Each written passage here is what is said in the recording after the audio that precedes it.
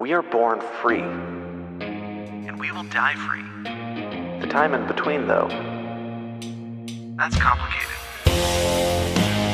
In that time, governments, institutions, and our egos will limit our ability to find true freedom in this life.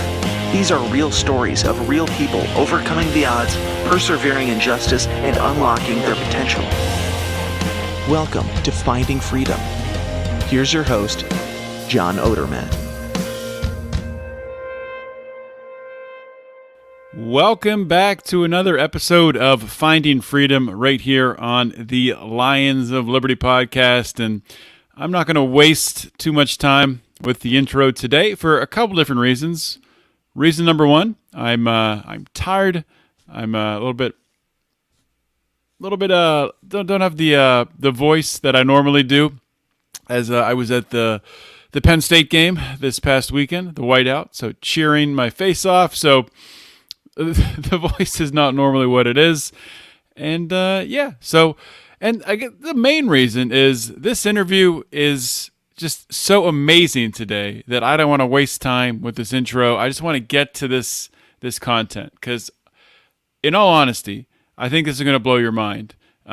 We do talk a lot about addiction. All right, we are live in the Lions of Liberty Pride with Dr. Robb Kelly, and you might be familiar with Dr. Robb's work. He's a sought-after recovery expert who believes in treating the causes of addiction and not the symptoms. Dr. Kelley hosted Sober Celebs show on KLIF radio in Dallas and currently hosts the Breaking Through Addiction podcast, featuring special guests discussing a variety of mental health issues. Dr. Kelley is the CEO of Robb Kelly Recovery Group. It's an addiction and mental illness recovery coaching company that he created that was based on his own extensive research and behavior studies that he conducted over the past 20 years. Dr. Kelley shares his personal highs and lows as he struggled and overcame crippling alcoholism. And in the November 19th release of his book, Daddy, Please Stop Drinking. Robb, welcome to Finding Freedom.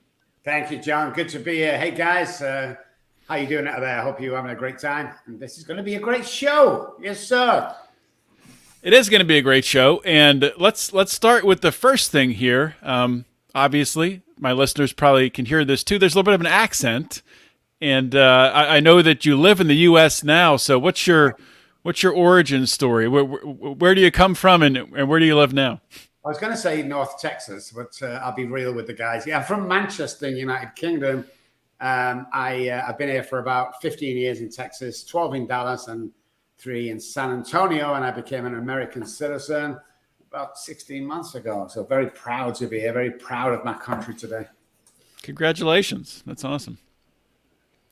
So let's get into with my guest. And, I have on all different types of guests, people who have been to prison and overcome those obstacles, people who have struggled with addiction, people who have struggled with creating companies and entrepreneurship and all that type of stuff. But what I like to do is kind of just set the stage and give really my audience really a baseline of who my guest is and really where they came from. So if you could kind of start out by giving some background on yourself and really starting to get into your story.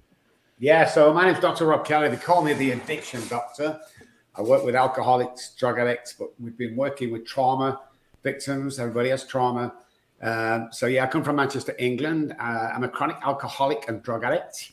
I took my first drink at the age of 9 years old in Liverpool, where the Beatles come from, in England. And my alcoholism, didn't know it then, but I know it now, kicked off right there and then. So bold statement out of the gate. Let's get it right. I've done 36 years of research into the brain. Nobody's done as much research as we have on alcoholism, on the brain and addiction as well. Obviously, alcoholics are born and drug addicts are made. I'm just going to put that out there. So when you start freaking out, I'll explain to you maybe shortly about what's all about. So grew up in a normal family, very poor family, working class. Dad worked for the gas company, digging roads and laying pipes, and my mom cleaned other people's houses. I didn't like that, to be honest, when I started to grow up. I knew I was destined for a lot more than that. Well, I hoped I was anyway. So yeah, got married, ruined that, lost the kids, everything, ended up homeless. And, 15 years ago, I came here, and 12 years in Dallas, and then moved to here. So I've been sober a few days, so they say. I don't count the days. I make the days count. It's very important for me. I'm not celebrating a day's sobriety. Why should I do that? I'll probably get into that later on as well. Because alcohol has 1% to do with alcoholism, and the same with drug addiction. It's only 1%. You see, I never had a drinking problem. I had a thinking problem. Once the alcohol is removed, there's two parts of the brain that differs from any other brain in the world with alcoholics. Once we amend and correct those, alcoholics and addicts can go on to do anything in the world that they want to do. Okay, well, you said a lot there, and some of it is, I think, pretty unconventional. Coming into the recovery space, I would think a lot of people haven't heard it this way. I haven't heard this said before. You said alcoholics are born and drug addicts are made. What do you mean by that? Alcoholism is a predisposition. It's passed down from generation to generation. So if you think you're an alcoholic, by the way, alcoholism is the only self-diagnosed illness in the world. 10 DUIs do not make you an alcoholic or a warrant of the doctor. So what happens is we're born with the mind that has two different pieces in that brain that are different. One's the hypothalamus and one is the basal ganglia. They two differ. Now, if I never touched alcohol again, ever drank it ever, though I was born an alcoholic, I'm going to be running companies like Apple and Google, for instance, not them particular companies, because the alcoholic mind is a genius mind. So we have this predisposition.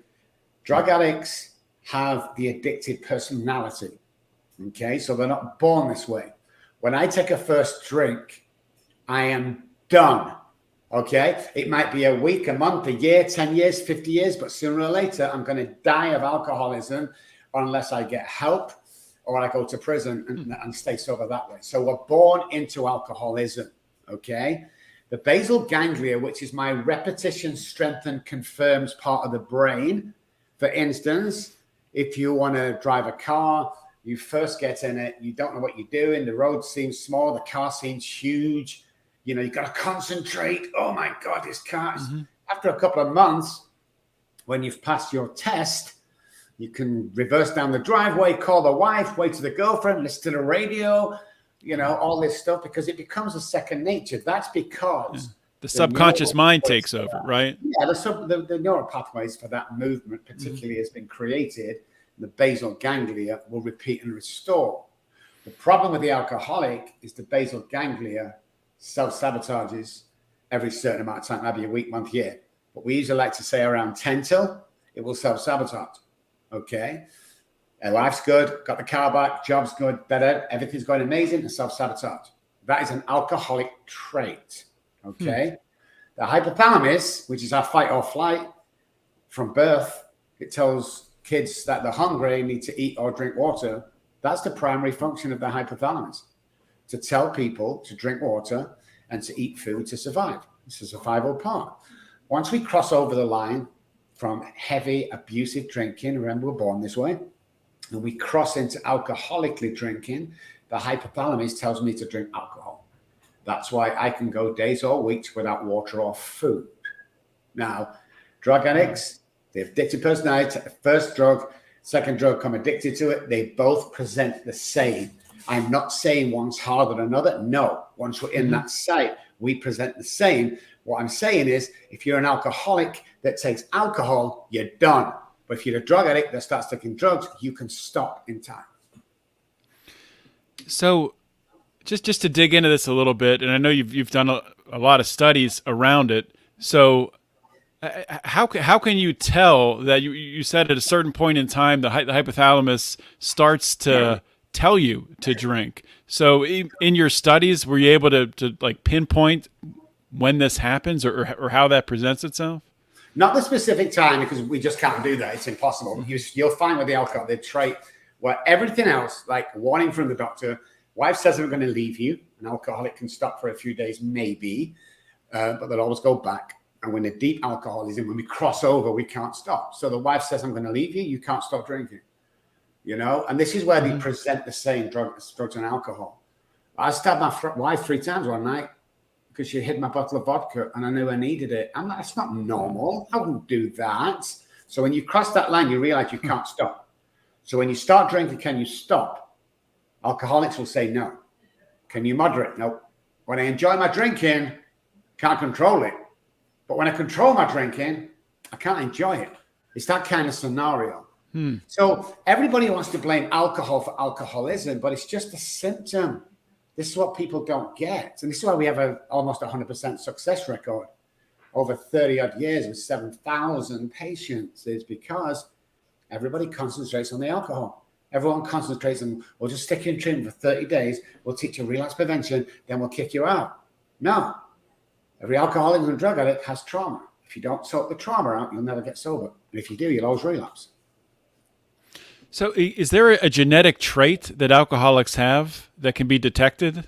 Yes, of course. Yeah, there are loads of traits as we go on. And from birth, maybe coming up, maybe not. But as soon as you take the first drink, it's usually early. That's why we can't track the research heavily, because most alcoholics start taking that first drink. It could be a tissue with whiskey on it for your tooth or something from dad or mom, or whiskey in the bottle like you do in my generation. But then traits will be something like this. I'm never going to be good enough, tall enough, thin enough, or blonde enough. Period. Okay? So we start off really good at something, then we self-sabotage, we're going to something else. Or we start off really good at something, and then we master it, then we move on to something else.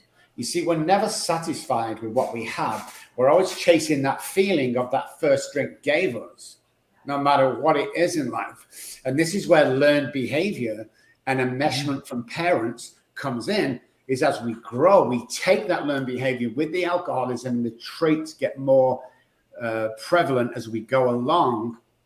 Whereas, obviously, if the first drink can't stop, everything else doesn't matter. We can go from hot to cold. There's no idea when you're going to relapse. That's another thing as well, because people think, oh, well, Johnny relapsed on a Friday. And my answer is always this.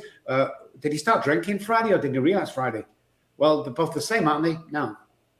Relapse comes a day, a week, maybe 2 weeks before they're picking up the drink. That's when the relapse is, when you cause that chaos, when you cause that drama. So you subconsciously, because that's where the disease lies, you subconsciously can go out and drink.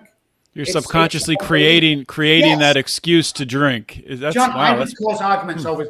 I walked into the house one day. Wow. My slippers goes on the first stair. When I walked in this day, I knew, because I've been causing crap all day with people. Now I know I was heading to drink. When I walked home, my slippers were on the second stair.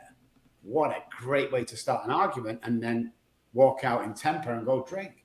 So that's where alcoholism lies. It does not lie. You pick it. By the time you've picked the drink up, it's been over for days, guys. So, question just popped in my head. When you hear the term a functional alcoholic, or you hear highly functional alcoholic, is that something that's real? Is that a real thing? Yeah, definitely. I was functioning for a long time. The only thing is that you've got to be careful between the alcoholic and the guy who abuses alcohol or is the heavy drinker. That fine line. Again, go back to generational. Can you trace that back? Mm-hmm. Was father, mom, sister, brother, grandfather, cousins, any alcoholism there? If it's not, then you're probably the heavy drinker or abuser of alcohol. But yeah, it's definitely true. I was high functioning between my light medium drinking and my heavy drinking before I crossed over. That heavy drinking, I'm earning 6 figures back in the 80s, guys. When that's like $1 million. So that was very high functioning. But sooner or later, it all comes crashing down because the basal ganglia click about 10 to the hour and the hypothalamus is saying drink.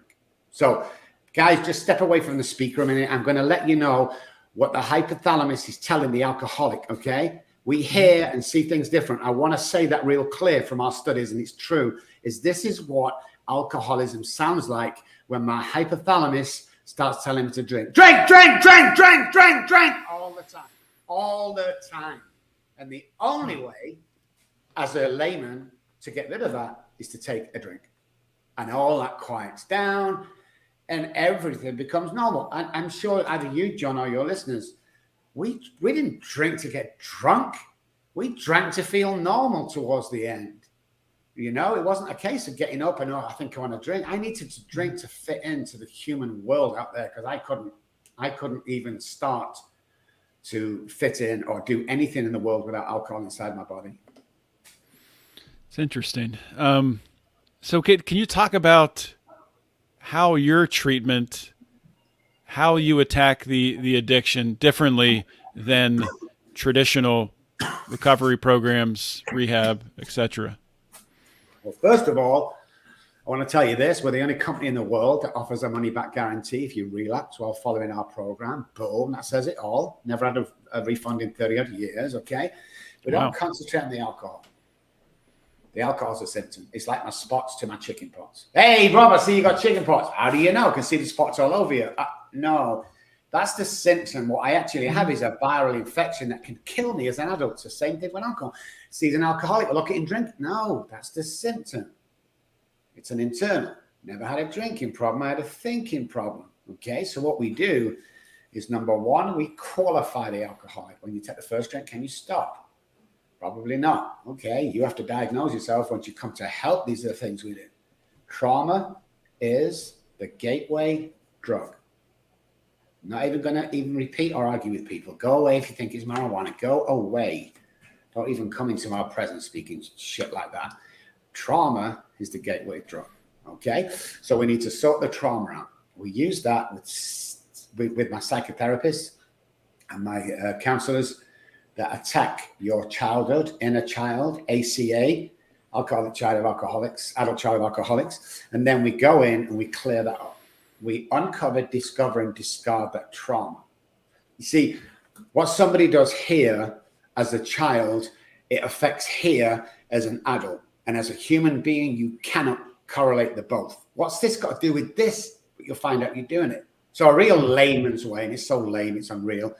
You know, hey, Dr. Rob, how come I can't stop attracting those guys who beat me up and end up being alcoholic? What was your dad like? What? Oh, so them traits are linked. So we have to go back and repair that stuff.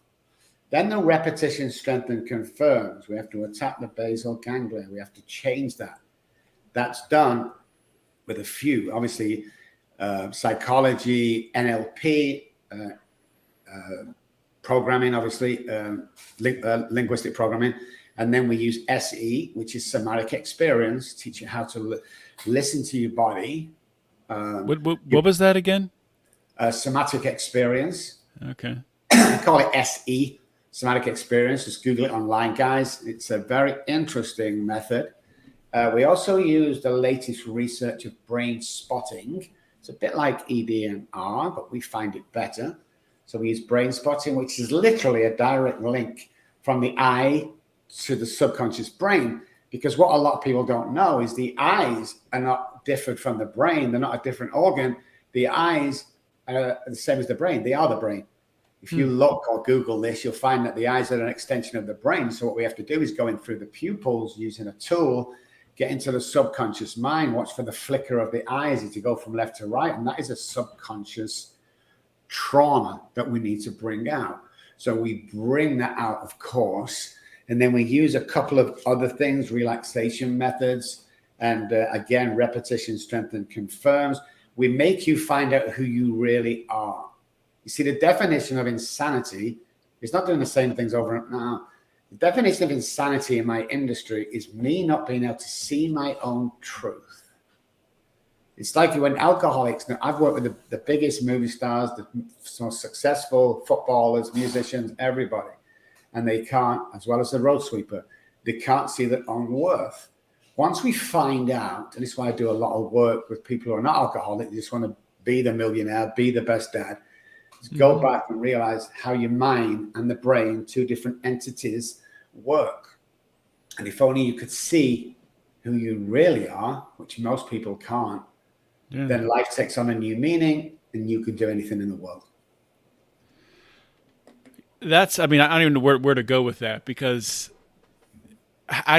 so to discover who you really are, can you just expand on how you go about helping someone navigate that path? Well, most people grow up in a traumatic household, but let's take the alcoholic, for instance. He's had trauma as growing up. So off that trauma, and if he touches alcohol as a kid, he starts to withdraw. There might be beatings at home, might be verbal abuse at home, so he withdraws even more. By the time he gets to school, he doesn't really fit in because the alcoholic brain is a genius brain. So he either gets bullied or he gets put to the back of the class. Now these are over 30 years we've been doing these tests. And what happens is we become less and less in the middle of society, and we come out. If we're a woman that marries a man, and the man's an alpha male, for instance, she will take on his traits, and she will take on his friends, and she will take on his hobbies. So when the alcoholism gets you, and you split up from that person, you have no idea who you are. You don't know who you are. You was him. So we backtrack and start to find out and almost convince you using NLP that this is the person that you are, that strong person. You are that amazing person. We take you back to childhood. We live you through the childhood days. Because I don't know about you, John, but when I was a kid, we used to play football in the road, and we'd shout to each other, Johnny, what do you want to be when you grow up? I want to be an astronaut. What about you, Bill? I want to be a footballer. What happened to them dreams? I'll tell you. They got kicked out of us by our friends and family. That's what happened. You could have been that footballer. And the schools, too. Yeah, and the schools, correct. I like that, John, yeah. So you could have been that person. You had that thought. Every kid's born with $1 million mind. But what happens is we tend to hang around 10-cent minds. Okay? Show me your friends or show you your future. If you've brought up in an alcoholic, abusive lifestyle, which, like I said, every alcoholic does to a certain degree with the trauma, then you lose fact and sight of who you really are. Because you live in that place. You live back in what you think is the comfort zone.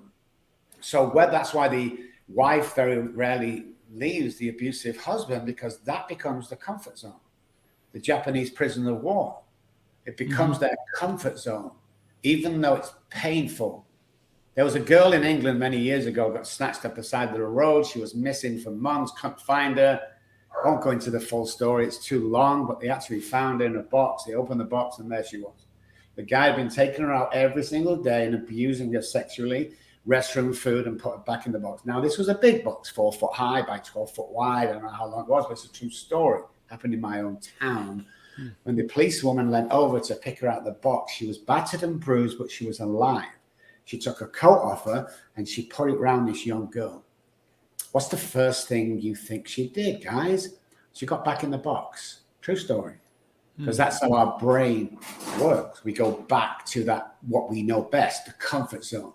That was that was her safe place. That was a comfort blanket safety place. Yeah. Even though she knew what was coming, that's the only thing she knew. It's the same with people when they grow up. You don't know how amazing you are, John. You don't know what you're capable of. You think you do, but most people operate in around 25 to 40% of what their capacity is, their capability is. If you had someone every day, because that's what our program is, it's daily for 90 days, every single day telling you the stuff you can do and walking you through, I just want a girlfriend, desperate. Let's walk you through that. Get the girlfriend. What else? Want a job? Let's walk you through that. Let's get that job and realize that you can do anything in the world that you want to do. Well, I can't be president. Listen, we had a business and running the country. Don't tell me you can't do anything you want to do. Everybody's capable of doing anything that they want, but they get kicked out. Don't be stupid, Rob. You can't be a doctor. You come from the project. Don't be stupid. You can't get on TV in America. You can't. Shut up.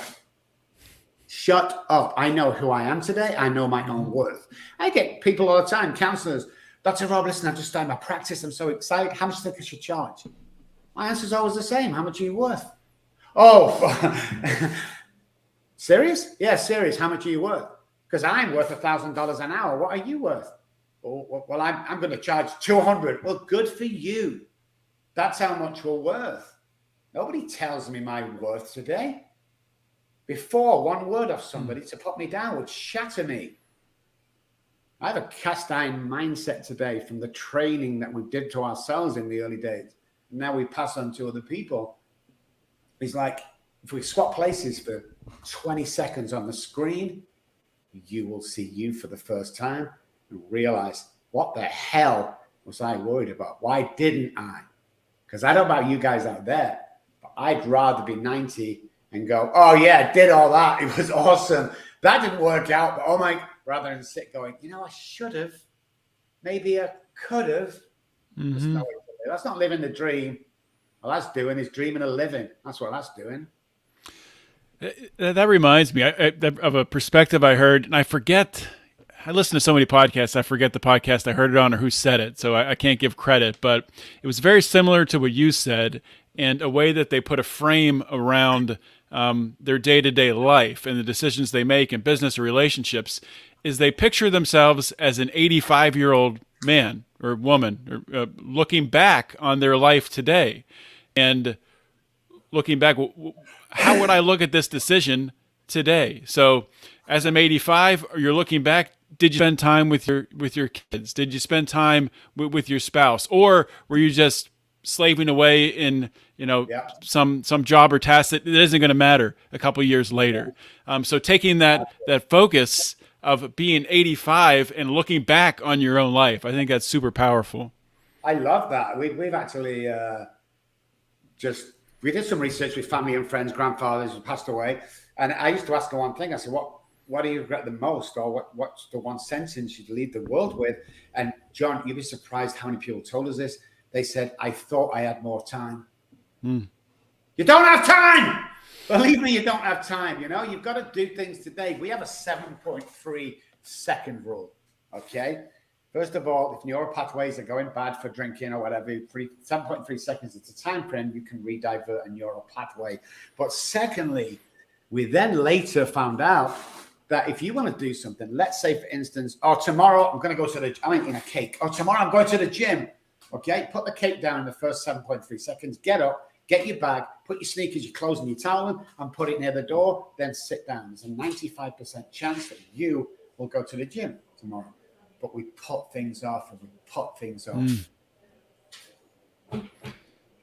Yeah, just starting. So just starting the act of preparing to go to the gym, just putting your stuff there, it triggers something in your brain that makes it easier. This is all the mind stuff that we can use, I get my guys, I've got one over here for next year for me, but I get my guys, it's like, you earn 30 grand a year now. What do you want to earn after we finished and going forward? Well, my dream has always been 100 grand a year. Okay, let's write that check for 12 months.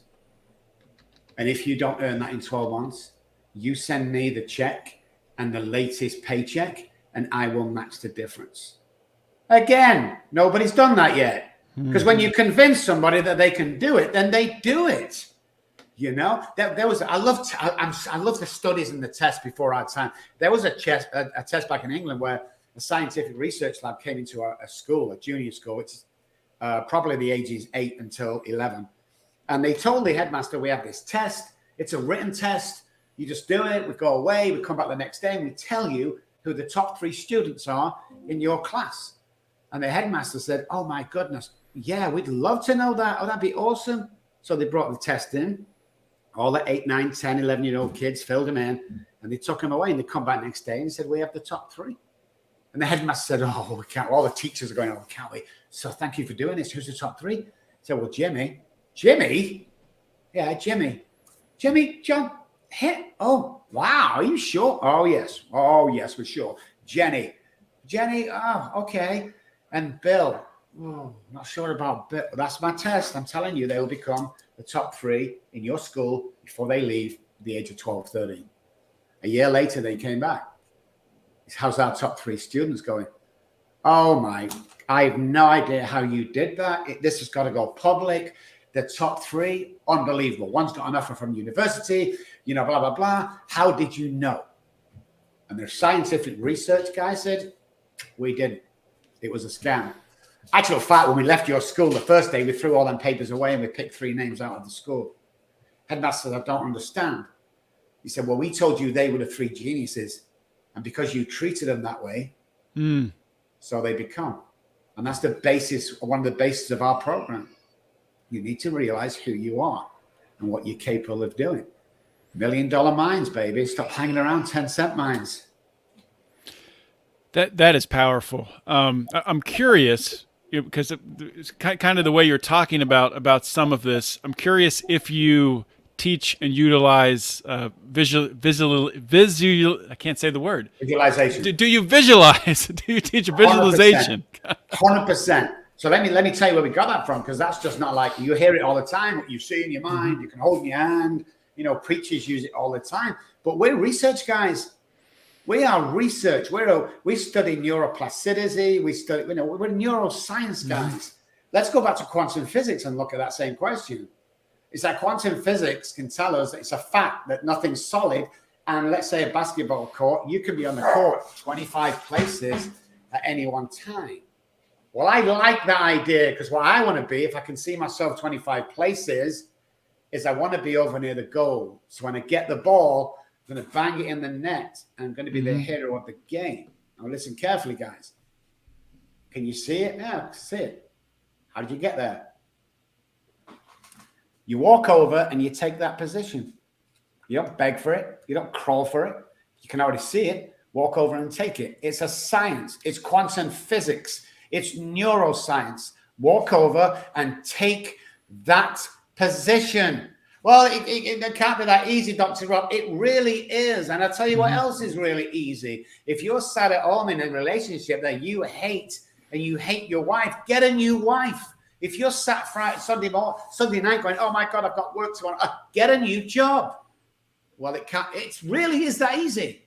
What you're going to do is people stay in relationships, especially alcoholics and addicts, years more than they should do.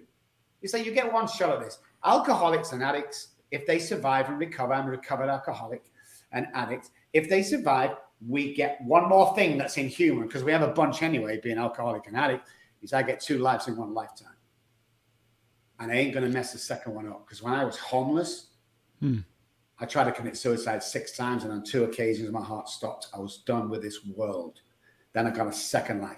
What am I going to do? Sit at home in my 1-bedroom apartment going, oh, thank you, God, for another life. No, I'm going to do crazy stuff that I'm not supposed to do.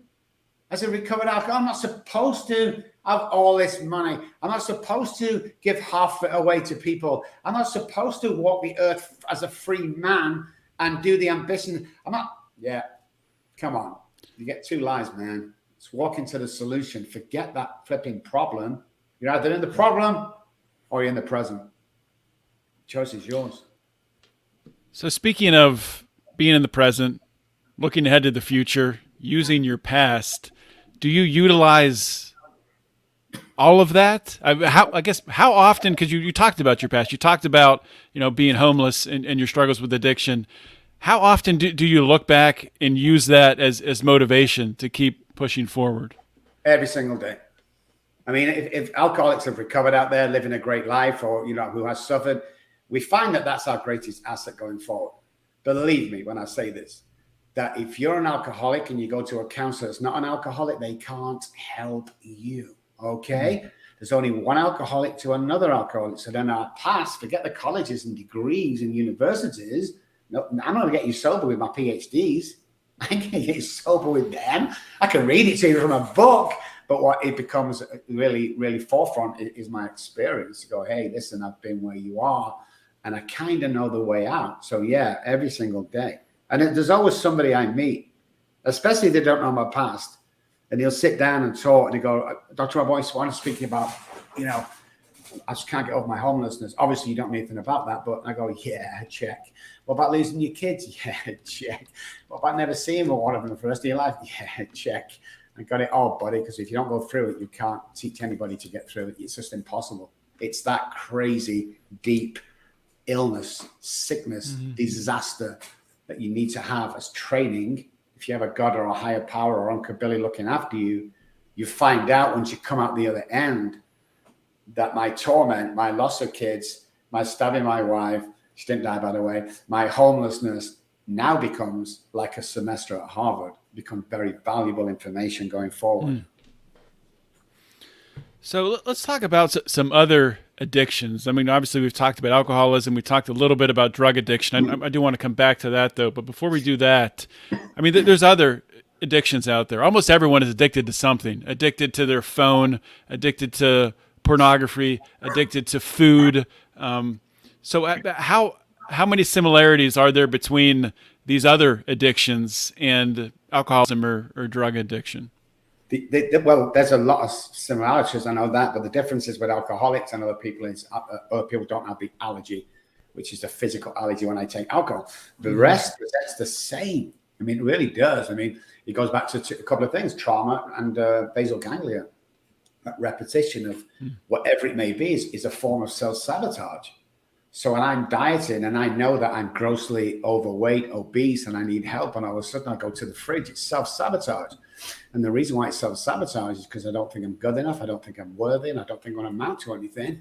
That's the clink in the basal ganglia. You go, bump, we self-sabotage, go back to the beginning. And we start all over again. So yeah, they're very, very similar. You know, smoking, whatever it is, there's a 97% chance that if your parents smoke, you'll smoke. There's 90% chance if your parents took drugs or ate too much food or obese, you will be. You know, it's like, oh, it's in the genes. There are cases where they are, by all means. What you can do about it, apart from surgery. But there's also a lot of learned behavior from our parents, you know, that was satisfactory and accepted by them that we take on. So yeah, you can solve any addiction with the same method. We have all them people will come to us. We have business when we get back on top again. All addictions, pornography, phone is the biggest addiction. And let's not even talk about COVID yet. Oh, thank God COVID's over. Oh, that was a crazy time. Guys, give it 5 years. There's going to be an epidemic of kids committing suicide and other things if we don't sort our life out, because we've not. The worst thing you could do to a human being is isolate them. You look at the test we did on death row, 90-something% of people by the time they got to the chair was insane. Why? Because of the isolation. The human brain is not set up for isolation. We're communicative animals like apes and gorillas. We don't do well on our own. So I'm looking out for that and trying to teach and educate as much as I can around that. Yeah. Wow. I didn't even think of that, but holy crap. And I felt like I was living in bizarro world during COVID when, yes, first there was the isolation. They're shutting everything down. They're keeping kids at home, can't go to school. You have to do remote learning. And then when the kids can go back to school, they have to wear a mask. Their teacher has to wear a mask. They can't see their friends smile. They can't see the teacher smile. They can't learn to read the, the facial recognition. I'm extremely concerned about that. Well, I mean, you talked about that being on your radar as something you're trying to help with. What can parents do? What can people do in their community to try to help people adjust so we don't end up with a worst case scenario? Without the obvious of looking for alcohol or drug abuse within a family or anything like that, practice this, guys. Ask or tell anybody in the family. Let's say you're married and you have 4 children in the house ranging from 10 to 20. 1 hour a day, 1 day a week, get rid of the phones and start communicating. Go out more. We're going to the park. We're going to a built-up area. We're going to the cinema. We're going to the mall. Get out and start communicating, because I've heard it so many times, John. You know, well, I'm on Facebook all the time. Well, listen, you need to get out and get some friends. Well, I've got 5,000 friends on Facebook. No, you're plugged into a wall. That's all you're doing. You could be speaking to robots out there. You know, you're learning no social skills. So when you do have to go for a job out there in the real world, you're going to get torn apart. You're not going to be ready for that stuff. People used to always be scared of the youngsters coming up in business. Oh, there's a young buck now, better careful of my job. It's tilted now because the older person have that communication experience that the younger people are really struggling with right now. So put the phones away for an hour a day. If you can't do that, do it for an hour a week. And then get out with the family. We don't see people eating at tables anymore for dinner. Families used to do that a lot. The only good thing I saw with COVID, John, was families walking down the street as a family. Yes. That brought tears to my eyes. I'm like, well, you know, it's like the old Chinese proverb, you know, is it good, is it bad? We don't know. Unless you go through it, Schrodinger's box. Is the cat dead? Is it alive? Well, we don't know because the box is closed. Well, should we open it? I don't know. It's that mid kind of brain thing that, is it? Well, the only way to find out is to go and do it. You know, take them walks, continue them walks, get your children active in whatever it may be, inspire them. And then just be careful. I mean, like I say, I can't even say it without even crying. But the mental challenge in the next 5 to 10 years is going to be absolutely brutal. You think crack cocaine was bad? You think fentanyl is bad right now? You've got an epidemic coming. You've got a tidal wave. You've got a tsunami coming. That has nothing to do with drugs and alcohol. That's when people in normal houses and high-profile houses are going to start saying, oh my God, we're in trouble. Yeah, you are in trouble because it's not your fault, but it is his fault. It's giving your kid a phone at the age of 9 and communicating through that only. There has to be human connection. Yeah, and I'm so glad you brought up seeing families walk down the street together, and it's unfortunate. I mean, recently I haven't seen it, since things have loosened up and restrictions have loosened up and life has gone back to quote unquote normal. But I remember, during the lockdowns, going out for runs. That's how I kept my sanity during that time, as I would run 3 to 4 times a week, and I would see families, the whole family, parents, 3, 4 kids out walking down the street together. I was like, this is amazing, talking to each other too, not just on their phones. So no phones. There was a research study done back in the 20s and 30s, I think, where in a school they put a paper bag over a kid's head and drew a face on it just to see how the class would react. And for the first couple of days, everyone thought it was hilarious. This kid was coming with this bag on top of his head with a smiley face on it. But the interesting thing was, after about a week or 10 days, it wasn't so funny. And after 2, maybe 2.5 weeks, they hated the kid. No one would speak to him. Okay, I thought that was pretty good. But what they found is, like 4 or 5 years later, people still didn't like that kid. After they've all left school, they still didn't like him. His friend list dropped completely. And he became isolated. Same with masks. When you take someone's identity away, it messes with the brain because everything becomes the same. And we need variety with the brain activities. If we have the same day on mundane stuff, the brain is not challenged. There's certain parts of the brain that are not lit up. We need 4 chemicals every single day.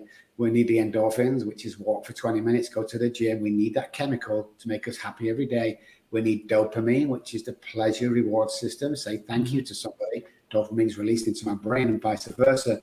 We need serotonin, which is our social belonging and sunlight. Well, we wasn't getting that for a long time. And the oxytocin, which is our human cuddling hormone, the intimacy, not necessarily sex, it's intimacy with another person. If you don't have them 4 chemicals released into your brain every day, you are not going to be happy on a daily basis. And that's where depression comes in. Because what most people do when they feel depressed, John, is they go to the doctor and the doctor goes, hey, I'm going to give you this medication. They don't tell them why. I give you this medication. It's going to make you feel real good. And it's a couple of days back to normal. And sure enough, they come in, they start banging this pharmaceutical medication down. And in a week or 2 weeks, they start to feel back to normal. Why isn't anybody asking the question, why the hell is my serotonin low in the first place? Instead of taking the pharmaceutical companies are ruling the world and people don't see it. It's like, why is the serotonin low in the first place? Why are you depressed? The 4 chemicals, 2, 3, 4, all 4 may not be firing. That's why you're depressed. It's all tied together, right? Just like you talked about with getting outside, walking, diet, what we eat. Serotonin, something like 90% of our serotonin is produced in our gut. If we're eating junk, that's not going to be able to actually. Those reactions aren't able to happen, and we don't produce as much serotonin as is needed. I did want to ask you. I know that. With your treatment, you don't accept just anybody, but you have worked with a lot of celebrities and well-known people. And I did hear you talk about it. I'm asking you about it specifically because I've heard you talk about it on another show. But I know that Britney Spears and her father approached you at one point in time. I was wondering if you could share that story. Sure. This is probably, and I'm guessing now, guys, please forgive me, 14 years ago in Dallas. And we got a call from their management team. And she was playing in town, and we had arranged to meet them in a very well-known Italian restaurant just outside of Dallas, Texas, outside the town center, still within the limits.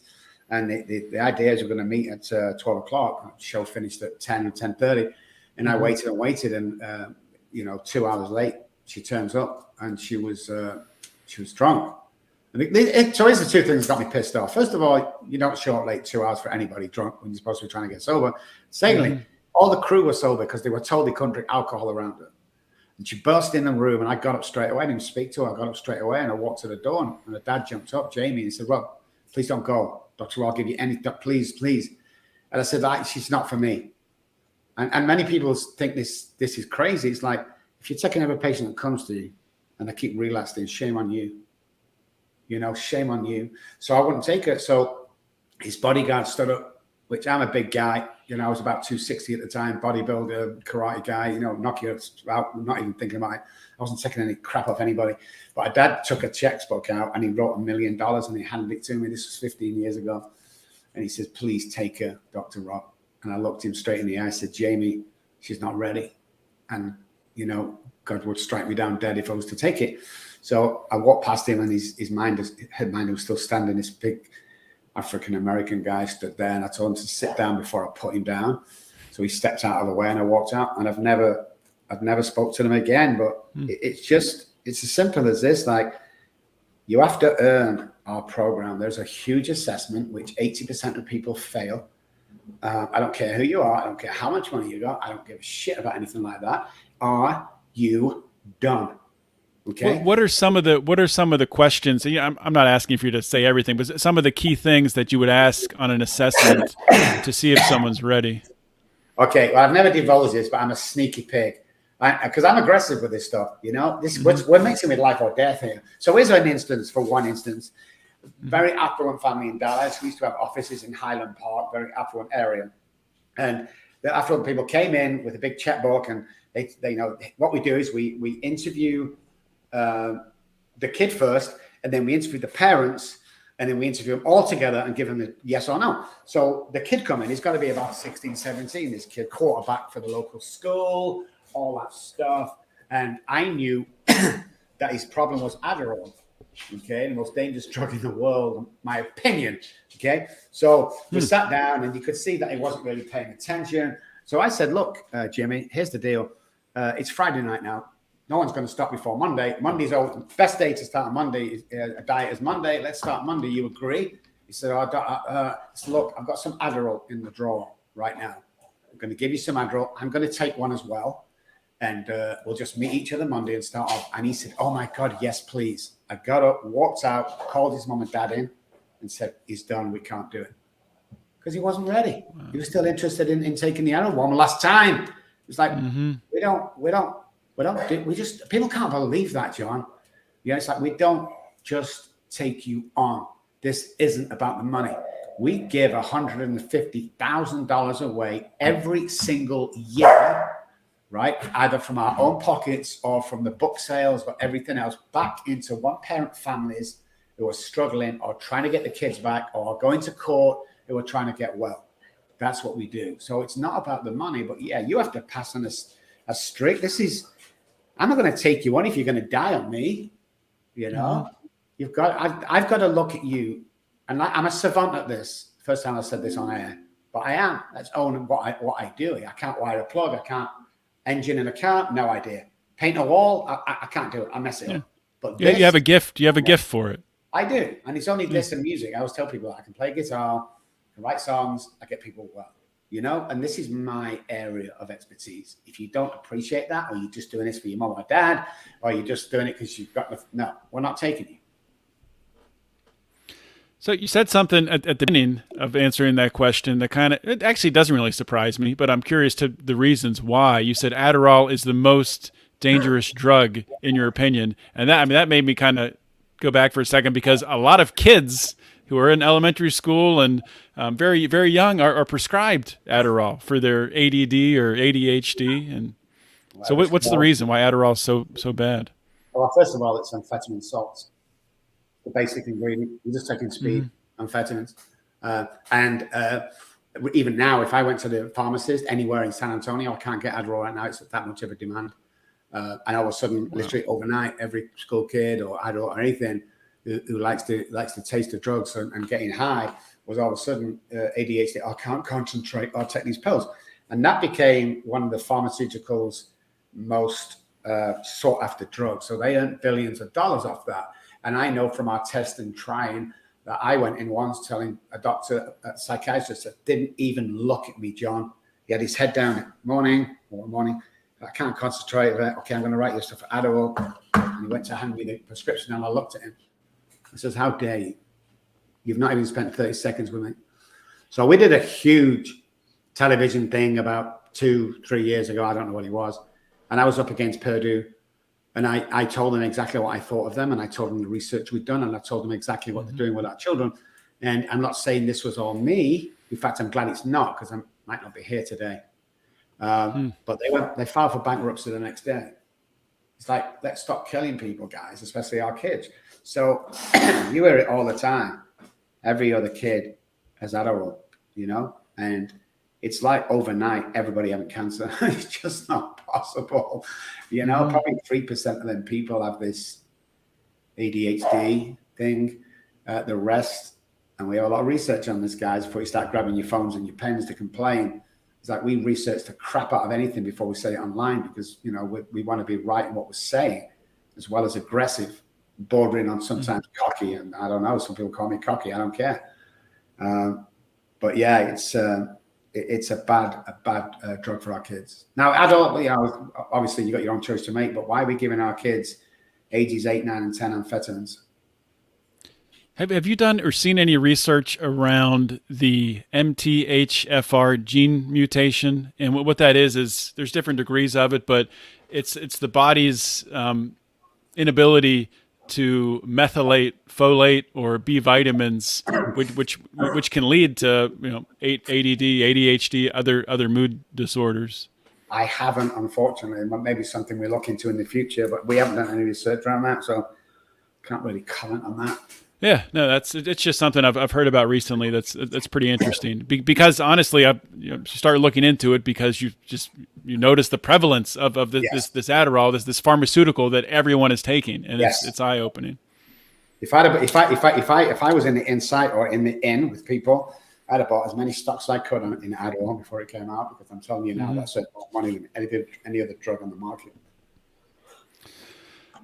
Yeah, we certainly live in a pharmaceutical world. I mean, you can tell how much influence they have just by looking at how many there are. There's one on every corner. You'll come to an intersection, and there's a pharmacy on every single corner. Maybe 3 corners, and there's one bank on the other corner. Banks and pharmacies. That tells you a lot, John, doesn't it? It certainly does. We're almost out of time here, Dr. Robb. I want to thank you so much for coming on and being so generous with your time and so open. And people listening to this, maybe some of them are struggling with addiction. Some of them are just struggling. They're stuck in a spot in their life. Some of them are maybe questioning their worth, questioning what they can accomplish. I think we all go through that as humans. So I hope that everyone took something away from this conversation today. I know that I did personally. So thank you for that. I just want to say one thing before sure. we leave. Is just touching on them people that are in trouble, or them people, with addictions.